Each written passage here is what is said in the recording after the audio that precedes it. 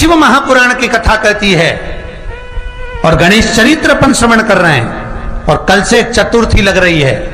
जिसके घर में संपदा की कमी पड़ती हो, बीमारियां ज्यादा फैल रही हो, बहुत कष्ट हो महाराज, बहुत ज्यादा दुखी हो महाराज, कोई काम नहीं बन रहा, बहुत तकलीफ में हो, तो शमी पत्र, शमी की पत्ती, जहां गणेश जी का स्थान है वहां पर 5 शमी पत्र 5 समर्पित करें और शंकर जी के ऊपर 3 शमी पत्र समर्पित करें।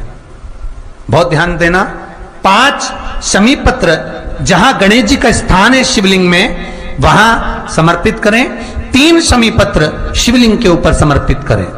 1 शमी पत्र शंकर जी की चौखट पर लेफ्ट भाग में, जाते समय आपका उल्टा हाथ, जब मंदिर से निकलो तो उल्टे हाथ पर लेफ्ट भाग में शंकर जी की चौखट पर समर्पित करें 1 शमी पत्र। और महाराज घी का दिया जहां लेफ्ट भाग में आपने शमी पत्र रखा है, मंदिर में ना दिया लगाकर बाहर की ओर जहां शमी पत्र रखा है उसके ठीक साइड में एक घी का दिया लगा दीजिए। केवल गणेश चतुर्थी से लेकर अनंत चतुर्दशी तक गणेश पुराण कहती है भगवान गणेश जी का, मोर ध्वज का, मयूर ध्वज गणेश का नाम लेकर जो ये दीप शमी पत्र चढ़ा देता है उसके घर से कभी रिद्धि सिद्धि नहीं जाती, वैभव प्रतिष्ठा नहीं जाती। कर कर देखना अगले साल तक आपका व्यापार कितना चलता है हमको बताना जरूर, करके देखो एक बार। गणेश पुराण का, शिव महापुराण का यह प्रसंग करिए, जीवन में उतारिए। चतुर्थी से लेकर अनंत चतुर्दशी तक गणेश जी का मूल स्थान, आपको गणेश जी की मूर्ति पर चढ़ाने का नहीं बोल रहा है। क्यों नहीं बोल रहा है? क्योंकि गणेश जी की आप प्रतिष्ठा करोगे तो वो टेम्परेरी है, 10 दिन के लिए कर दिया फिर वापस विसर्जन कर दिया। पर जहां शंकर मंदिर में बैठ गए, शिवलिंग स्थापित हो गया, वहां ना जाने कितने समय से शंकर की आराधना हो रही है, वहां गणेश जी सदा विराजमान है, सदा आराधना। और देखो ये 10 दिन में अगर आपने शमी पत्र बिल्कुल मन से समर्पित करा है ना, तो मेरा विश्वास कहता है शिव महापुराण का, मेरे बाबा विश्वनाथ की कृपा कहती है, मेरा मन कहता है 10 दिन के अंदर आप शमी चढ़ाएंगे ना तो कुछ ना कुछ अच्छी खबर जरूर मिलेगी, ये पक्का है। पर हमें बताना जरूर, व्हाट्सएप पर हो, मैसेज जरूर करना कि क्या फायदा हुआ आपको 10 दिन के अंदर, बोलना जरूर, कर कर देखिए। शिव स्मरण, भगवान गणेश शिवराज का जो व्रत करने वाली होती हैं, जो चतुर्थी का पूजन करने वाली होती हैं, उनके भीतर का एक भाव होता है कि जैसे ही शाम का समय आए चंद्रदेव का पूजन करें, चंद्र जब प्रकट हो जाए, कलश भर लिया, उसके नीचे आखा दाना रख दिया, चावल गेहूं जो भी आप रखते हो पूजन के लिए, ऊपर पात्र आदि रख दिया, जलाशय, फिर अपन ने घी का दिया लगाकर पूजन भी कर ली। तो जो चतुर्थी का पूजन करने वाली होती हैं, जो चतुर्थी का नियम व्रत धारण करने वाली होती हैं, बड़ी बड़ी चतुर्थियां करती हैं या उसका नियम धारण करती हैं, तो चतुर्थी का जो पूजन करती है वो किस चीज के लिए होता है? केवल संतान, पुत्र, परिवार, हमारा कुटुंब, हम जिस कुल में हैं, हमारा कुल वैभव की ओर बढ़े, संपदा की ओर बढ़े और उसकी आयु बढ़े, उसकी आयु बढ़े, वैभव बढ़े। बहुत ध्यान दीजिएगा महाराज, चतुर्थी की पूजन में जो आप आखा दाना रखते हो, गेहूं वगैरह कुछ भी जो रखते हो, उसकी बड़ी महत्वता होती है महाराज।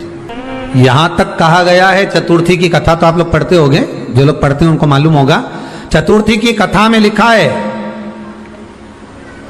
चौथ माता के व्रत में वर्णन किया गया है कि वो आखा दाना जो रखा जाता है, मान लो कोई जरूरी काम होता है तभी आखा दाना को रखा जाता है, संभाल के रखते हैं कि हम इस काम के लिए जा रहे हैं और हमारा ये कार्य सफल होना चाहिए।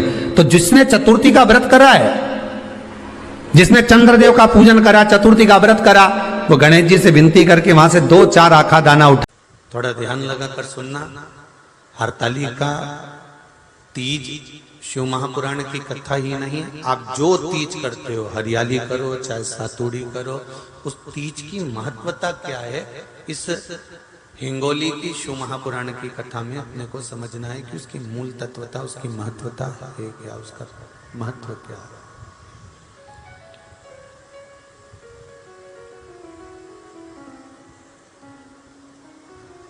भगवान ब्रह्मा, भगवान विष्णु और भगवान शिव, इन तीनों की जो अर्धांगिनियां, ब्रह्माणी, लक्ष्मी और पार्वती, इन तीनों ने तप कर कर, साधना कर कर ब्रह्मदेव को, भगवान विष्णु को और भगवान शंकर को प्राप्त किया। और तीनों ने प्राप्त कर कर तीनों देवताओं से वर मांगा कि वर हमको ऐसा दीजिए कि हमारे तप साधना का फल नारी को तीज के दिन प्राप्त हो जाए। अब देखिए जरा, एक ही व्रत से, एक ही उपवास से उसको संपूर्ण तप साधना का फल प्राप्त हो रहा है, संपूर्ण तप साधना का फल उसको मिल रहा है, मात्र एक व्रत से। केवल एक व्रत कर रहे हैं और संपूर्ण तप साधना का फल उसको प्राप्त हो रहा है।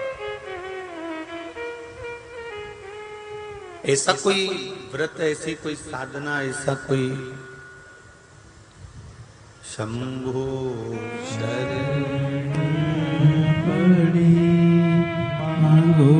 घड़ी रे घड़ी दुख काटो, दया करी मैं दर्शन आपो, शंभो शरण घड़ी मांगो घड़ी रे घड़ी दुख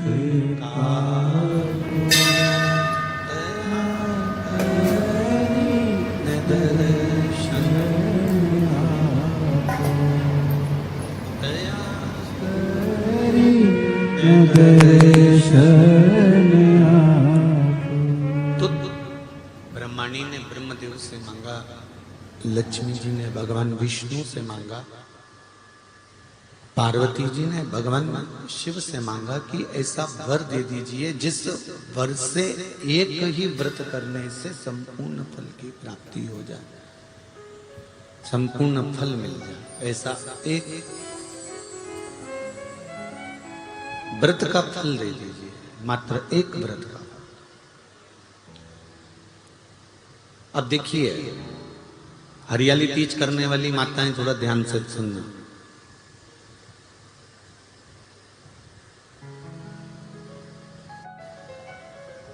हरियाली तीज जब माताएं करती हैं तो एक हरियाली तीज, एक गणगौर की तीज,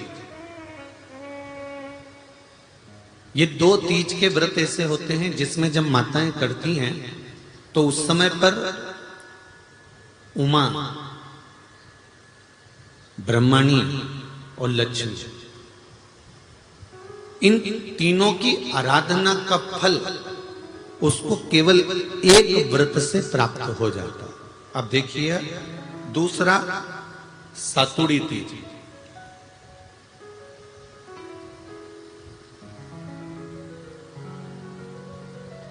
इसमें उमा और महेश्वर, उमा और महेश, ब्रह्माणी और लक्ष्मी,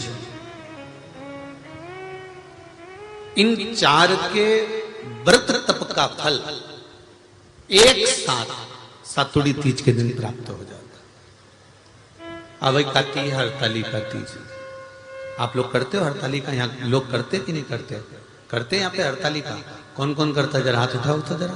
अरे सभी करते हो, रखो रखो, बहुत बढ़िया, बहुत अच्छी बात। एक आती है हरतालिका तीज। इस तीज का व्रत माता पार्वती बेल वृक्ष के आनंद के साथ में फुलेरा बनाकर करती है, और जिसमें इस हरतालिका में माता पार्वती जी के जितने जन्म पहले हुए हैं, माता पार्वती का जन्म तो 52वें नंबर का, 52 नंबर पे माता पार्वती का जन्म है। इससे पहले तो माता के 51 जन्म पहले हो चुके हैं, 51 जन्म माता पार्वती का पहले हो चुके हैं। तो वो जितने जन्म माता पार्वती पूर्व में ले चुकी हैं, ब्रह्माणी जितनी बार ब्रह्मदेव के साथ में विराजमान हो चुकी हैं, इंद्राणी जितनी बार इंद्र के साथ विराजमान हो चुकी हैं, और लक्ष्मी चाहे वो राधा के रूप में हो, चाहे वो रुक्मणी के रूप में हो, चाहे वो सतभामा के रूप में हो, चाहे वो यमुना के रूप में हो, चाहे वो गंगा के रूप में हो, जितनी बार माता लक्ष्मी ने रूप धारण करे हैं वो सब रूप में, और माता पार्वती अपने सारे रूप में, ब्रह्मणी अपने सारे रूप में, लक्ष्मी अपने सारे रूप में इस हड़तालिका तीज के व्रत को करने के लिए आतुर रहती हैं। और इस व्रत को कल कर एक दिन में ही संपूर्ण विश्व का जितना तप है, साधना है, उपवास है, सबका फल एक साथ एकत्रित कर लेती हैं केवल एक व्रत में, हड़तालिका तीज। अब एक बात ध्यान से सुनिएगा, सारे व्रत आपका अगर स्वास्थ्य खराब हो गया तो आप व्रत छोड़ सकते हो। जितने भी व्रत आप लोग कर रहे हैं पूर्व के, सोमवार, मंगलवार, एकादशी, छठ, पंचमी, चतुर्थी, अगर आपका स्वास्थ्य खराब है तो आप उस व्रत को छोड़ सकते हो, सारे व्रत को छोड़ सकते हो। पर तीज का जो व्रत होता है, हरतालिका का जो व्रत होता है, ये व्रत एक बार लेने के बाद जब प्राण छूटते हैं तभी ये व्रत समाप्त होता है, अन्यथा बीच में ये व्रत समाप्त नहीं।